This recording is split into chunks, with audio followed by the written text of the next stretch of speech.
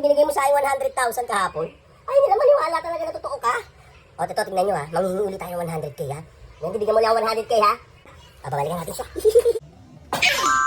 Ba't tayo maniwala, ha? Na totoong nagbibigay ako ng pera sa kanya, ha? Mayaman ako eh. Marami akong kapangyarihan. Lahat kaya kong ibigay sa kanya. 100k at maraming to. Panoorin nyo to. Isang mabilisan na. Abra, sulaki, supasidot, boko-boko. Oh, ayan. Dami niyang pera na naman. Tapos, meron pa siyang dito. Ang forma niya para meron siyang panchicks. Bye-bye!